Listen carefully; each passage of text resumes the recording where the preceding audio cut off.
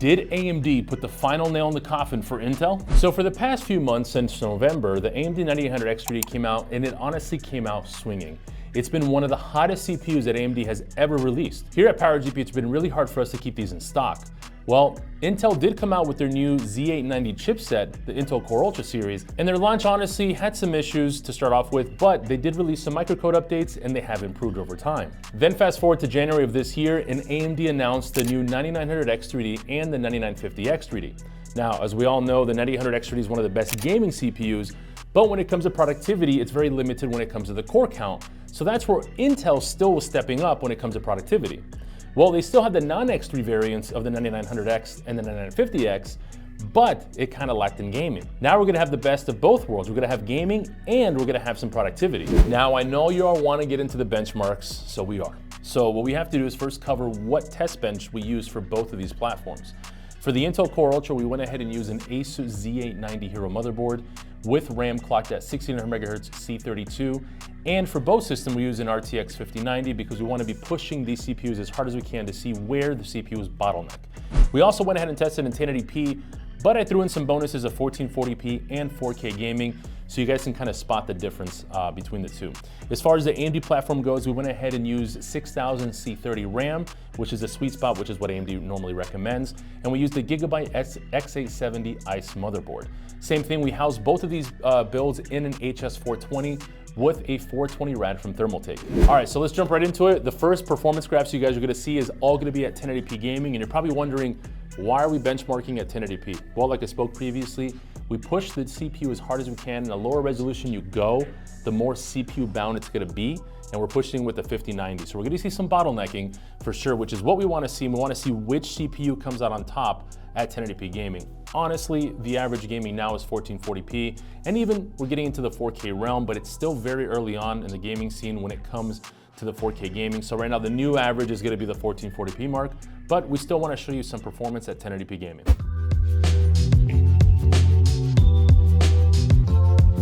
All right, so as you guys saw at 1080p gaming on Assassin's Creed, most definitely the 9800X3D definitely shined the most, with an average of 227 on the FPS, and then followed right after that would be the 9950X3D, which was at 231, and then the 9900X3D at 226, followed by the Intel Core Ultra at 187. But there is one thing I do want to point out, is if you look at the performance difference between these three, yes, the 9800X3D had the best average, but one thing I did notice, and again, this is going to be kind of hard for me to explain to you when you have to really physically see it, but you can kind of see it on the numbers themselves. On the Intel Core Ultra, they had a very good minimum of 97, average of 187, and then a max of 275. So if you notice, the maximum or the minimum and the maximum are very close to the average performance, which technically is what you want. That gives you a better gaming experience. You can see that with the 9800X3D, we had a minimum of 59, but then a maximum of 390. So there's a really wide gap there, performance, and then the average is 227. Same thing followed by the 9900X3D with a minimum of 63 and a max of 366, which is an average of 226. So it's only 1 FPS slower than the 9800X3D. And then followed by the 9950X3D, we see 91 minimum with a 410 max. Again, I tested these games multiple times to get the best numbers out of them, and these were the best results I got with all the testing that I did do. So it's kind of all over the place, and then the Intel Core Ultra just had the best experience. And again, me using the PC, me testing it, I definitely noticed a better experience when it came to the Intel Core Ultra. Number-wise, yeah, then the X3D chipset definitely did better, so it definitely had better averages, you know, decent minimum, nothing crazy, but the maximum was just so high. So it's one of those things where it's really hard for me to explain to you all, but personally, I am currently using Intel Core Ultra 285K at home, and then in the office, I'm using a X3D chipset. So I've been testing that now for the past 3 weeks, and so far, the gaming experience on the Intel chip has been a better experience for me. Yes, I do average lower numbers, but there is a lot of tuning I can do with the Intel Core Ultra to bump up those numbers a little bit. The X3D you still can as well. I don't show it in this video, but I can definitely get some more numbers out of it. But the biggest thing for me is I want the stability to kind of get that better performance.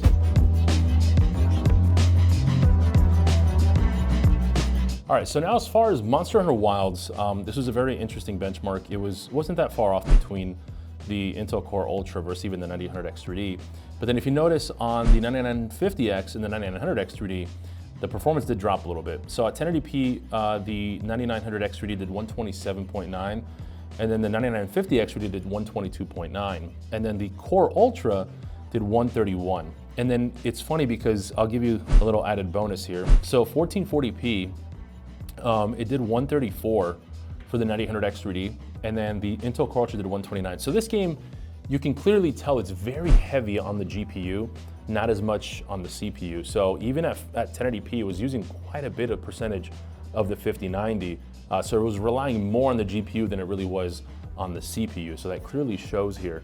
Definitely not so much when it comes to the CPU wise. So honestly, between like this game, it really wouldn't matter which platform you choose if you're focused on Monster Hunter Wilds or this engine that Monster Hunter Wilds uses.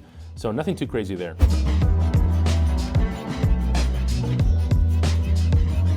All right, so now moving into Far Cry 6, this is another very CPU heavy game, but just again, to be transparent versus Assassin's Creed and Far Cry 6, they're very heavy, or very leaning towards the AMD side of things. So on the 9900X3D on average at 1080p did 226 with a minimum 196, max 296.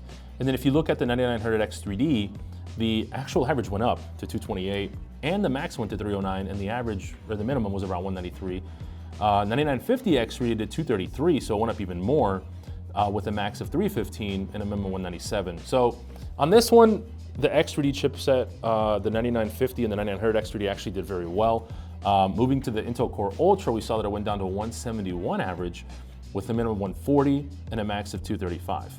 But it kind of goes back again to that same thing I said earlier. If you notice, the minimums, the average, and the max, they're pretty close. On this one, it wasn't too much of a difference in the gaming experience between the two. AMD performed phenomenal on this one. It was a very smooth experience between the two. I didn't notice a difference between the two when it came to like which one had a better experience. So on this one, AMD definitely takes the cake. On Far Cry 6, it took it by quite a bit. So again, not too much of a difference between all the X3D chips. Now, again, 9900X3D only has 8 cores, then you move on to the 9900X3D and so on. You increase your core count so you have more flexibility when it comes to just gaming and productivity. So to me, the 9900X and 9950X3D on this one did a really good job.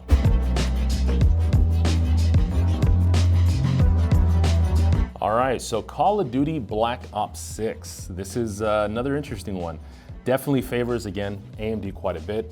At 1080p, the 9900X3D did an average of 308, while the 9900X3D did 296, you guys saw there. And then the 9950X3D did 295, so it's very close. 295, 296, and 308, very similar. Then you have the Intel Core Ultra dropping down to 250. So again, the difference there is quite a bit. But again, one thing I did notice is the FPS difference. So you're seeing a minimum of 217 on the 9900X3D, but with an average of 308. It's a pretty big gap. Same thing with the 9900X3D, 212 versus 296, and then 209 to 295. So that's almost 100 FPS between the three, 80 to 100 FPS. And then the Intel Core Ultra at 201 on minimum and then 250 on average. So we're looking at a 49 FPS difference between the minimum to the average. On this one, I definitely did notice a little bit better performance as far as experience goes on the Intel Core Ultra. The AMD side of things, again, guys, you gotta remember too, is that I look for these things, like the average consumer, honestly, but when I'm saying the better experience for me, the average consumer is not gonna really notice the difference. I've been doing this for a long time, so I definitely will notice the experience that I'm looking for. You know what I mean? There's a big difference between you just playing a game and enjoying it versus me like honing in on it. So like, for instance, a Call of Duty player, a pro player, would probably notice the difference, versus if they had it side by side. Again, this is if you have, these machines right next to each other and you play both of them like immediately right after another, then yeah, you definitely notice the difference. But if you're just gaming on one, and you're not gonna really notice the difference. So once again, AMD, the X3D chipset definitely took the cake on Black Ops 6.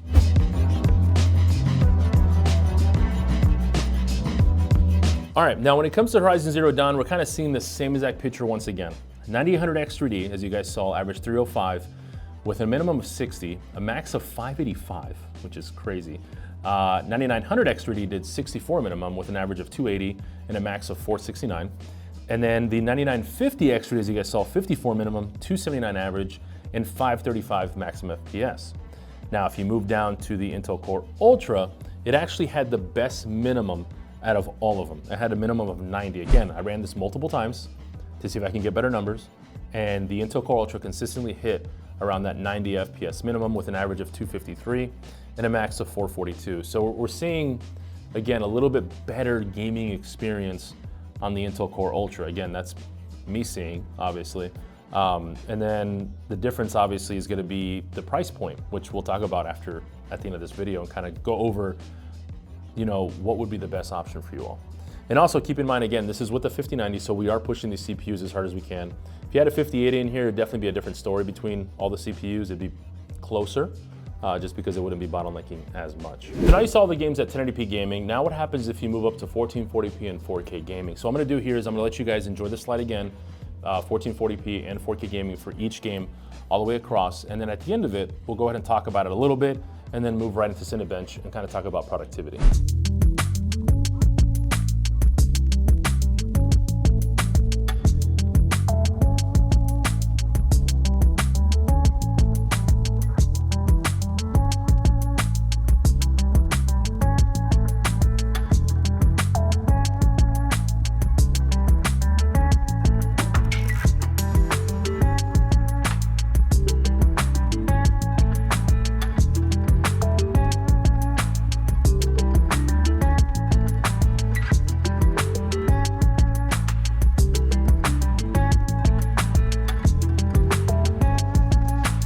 All right, so looking at Assassin's Creed, when you look at 1440p, the averages are a lot closer. And then when you get into the 4K realm, let's jump straight into the 4K realm actually. This is where it becomes a lot more GPU heavy than it does CPU. And you can clearly see that the 9800x3d at 4K did 164, 9900x3d did 171, and the 9950x3d did 169. Again, kind of all over the place with the X3D models, and again, I've ran it multiple times and I just kept getting those numbers. And then the Intel Core Ultra at 4K did 165. So we're not far off. We're actually 1 FPS higher versus the 9900X3D, and just a few FPS off of the 9900X and the 9950X3D. So this is a title where it pretty much shows you that, again, it becomes way more GPU heavy. The other thing, again, you look at is the minimums. So the 9800X3D did a minimum of 47, the 9900X3D did 54, and the 9950X3D did 55. So very negligible, very close. And then the Intel Core Ultra did 71. So again, we're seeing a higher minimum for sure. And then one other thing I want to add on there as well is that even at 1440p, it did 102 minimum. So that's the thing, is the gaming experience, I'm kind of going back again towards the Intel Core Ultra. Definitely the gaming experience is a little bit better when it comes to the experience. Me personally, testing them side by side. Again, if you're not testing them side by side, you're not going to notice that huge drastic difference. So yeah, with 4K gaming, it pretty much comes down to doesn't really matter what CPU you get. Now, the thing that makes it a difference would be obviously the value of the cost of the CPU, and of course, if you're looking at wattage and temperature, because the Intel Core Ultra does run hotter and it draws more wattage than the AMD side of things. So let's jump right straight into that actually. So what I did was I did Cinebench R23. So we're gonna look at these together. So let's bring up the graph here in a second. We'll do CPU single core performance between the four. And you're gonna see the 9800X3D did 20,038. The 9900X3D on single core did 2188. The 9950X3D did 2262. And then the Intel Core Ultra did 2265. So single core performance, definitely the 9950X3D and the Intel Core Ultra do the best. They're very close to 2265 versus 2262. Literally, it's negligible. I can run it like 5 or 6 times and it's gonna be like back and forth. 9800X3D definitely lacked at 2038. So definitely the performance is gonna be better on the 9900X3D and the 9950X3D on single core performance. Now, if we jump into the multi-core performance, this is gonna be, 9800X3D is already pretty much out of the whole list. It's gonna be the worst.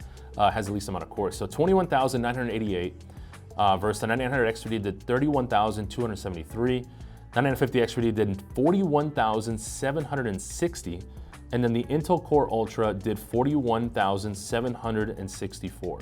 So huge difference there between all of them. Obviously, as we increase in the X3D models in core count, definitely we're gonna see that multi-core jump up quite a bit. And honestly, I was very shocked with the 9950X3D. Performance-wise, it's very close to Intel Core Ultra. Even the 9950X non-3D did very good on multi-core performance. So productivity, again, the king is gonna be the 9950x3d and the Intel Core Ultra. Now, as far as streaming goes, I did stream on both of them, and the 9950x3d did very good, but the Intel Core Ultra definitely took the cake when it came to streaming on a single PC setup. And I was using the H.264 encoder with the 5090, and it just felt better performance with OBS and streaming and gaming on a single PC setup. Let's wrap things up with the wattage and temperature of the CPUs and the pricing.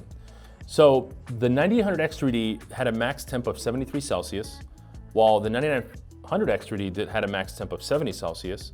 9950X3D had a max temp of 74, and then the Intel Core Ultra had a 91 Celsius max temperature. So this is what I was saying, is that the Intel definitely still draws a lot more wattage, and it increases your temperature as well. Talking about wattage, the 9800X3D did a beautiful 137 watts. The 900X3D did 161. The 9950X3D did 199. And then the Intel Core Ultra did 271. And keep in mind, this is without PBO, this is without any overclocking, this is literally just popping it in, making sure your settings are right, which is something I wanna go ahead and show you, which is the other concern with the 9900X3D and the 9950X3D, is that for it to run correctly, there's a lot of steps you have to take. There's BIOS settings you have to change, there's drivers you have to have installed in Windows, you have to have MSI Master installed to make sure that when you are gaming, it's sleeping the CCD1 and making sure CCD0 is up and running with the X3D cache. There's a whole lot of things going on there, which I wanna go ahead and show you real quick as well, so you guys kind of get an idea of what I'm referring to. So like I was stating before, this is my only problem with this CPU. So my biggest thing is I have to have AMD Ryzen Master open at all times, because there's sometimes some instances where the CCD0, which is where the X3D cache is, doesn't pretty much get enabled, and it doesn't put the CCD1 to sleep. So like right now I'm just in Windows, so obviously me just opening up like documents and whatever and moving things around, that's all gonna be here on CCD1, which is correct. So what we're gonna do now is, you don't see it because it's at the bottom monitor, but I want you guys to focus on this portion here. You can see that it's still using CCD1, which is essentially the 9950X CCD, essentially non-X3D. So this has the highest frequency. So that's gonna always be utilizing this CCD1. So now what I'm gonna do is I'm gonna launch Assassin's Creed, just because Assassin's Creed is one of those games that while testing, it does park the correct CCD. You can kind of see here, but again, there you go. See now CCD1 is asleep. It's still gonna back and forth a little bit, but now it's focusing on CCD0. Give it a sec, going black screen because it's going, there we go. So now you can see mostly everything shifted over from CCD1 now to CCD0, which is what you want it to do. If it doesn't do that, then your games are not gonna run correctly, you're gonna have issues, you're gonna see less performance, and you're just gonna be like, what the heck, I just spent, you know, $699 on the CPU and it's performing the same as my 9950X. But yeah, occasionally you see a kind of spike on CCD1, which is perfectly fine. But the biggest thing is you want it to be where it's actually utilizing mainly this one right here, CCD0. So right now we're loading into the game, and every occasionally you see it's spiking to CCD1. As we're loading, I'll let you know once it goes in full, which I will here in a second. Give it a sec, and there we go. So now we're in the game, so the benchmark is happening, and you can see most of the focus is right here, and most of these cores are asleep now. All right, so now you can clearly see the benchmark is running for Assassin's Creed, and only CCD0 is the one currently running, which is where all the X3D cache is at. And then yeah, occasionally it'll jump into CCD1, that's not a big deal. But the problem with this CPU is in order for this to happen, there's a lot of steps you have to take. You have to make sure that your BIOS is set up correctly. You have to make sure that the drivers are installed correctly as well, the chipset for the X3D CPUs. And again, with the 9800X3D, you don't have to worry about any of this. The 9800X3D is just the one single thing. Well, there you go. So now it went back asleep. But yeah, now I have my final score here. This was at 4K, and you can see that it's still utilizing CCD0. And here's another thing where you know that it's working. So right now I'm in the game. It still has CCD0, but if I Alt-Tab, you're gonna see I'm gonna go to Windows now, and you see how now these are going to sleep, and now CCD1 is active. Which is, again, that's what it's supposed to do. When you get out of the game, it's gonna go ahead and show that it's switching over. The other thing too is when you're looking at the processes here, you're gonna be wanting to have, which let me go ahead and put it by name actually. So this is what you want running in the background, which I'll zoom in here real quick so you guys can see it. All right, so now you can clearly see here, you're gonna see these running in the background, AMD 3D V-Cache Performance Optimizer Service. But in order for this to work is, let's say you're actually switching out, let's say you have a 9950X and you install the 9950x3d. What you're gonna have to do is you're gonna have to uninstall the chipset drivers and install the new chipset drivers for the AMD 3D V-Cache to come up. All right, so as far as pricing goes, the 9900x3d right now currently is at $479. The 9900x3d is gonna be at $599, and the 9950x3d is gonna be $699. Then looking at the Intel Core Ultra, you're looking at $599 for the CPU. I did not test the 265K just because performance-wise in gaming, it was very similar.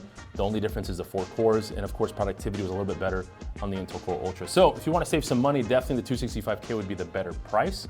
I think those are around like $389 right now. So very good pricing, about $100 less than 9900x3d, but if you want the good productivity and balance, the 265K is great. And then if you want a little bit more performance, the 285K would be the one to go to.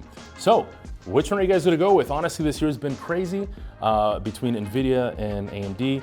Now we're kind of going back to AMD and Intel, and honestly, it's a toss-up for me personally. I'm using both platforms, and I use one, I'm like, oh, this is great. I use the other one, I'm like, this is great. It's kind of like going back and forth. So honestly, guys, I don't know which one to recommend.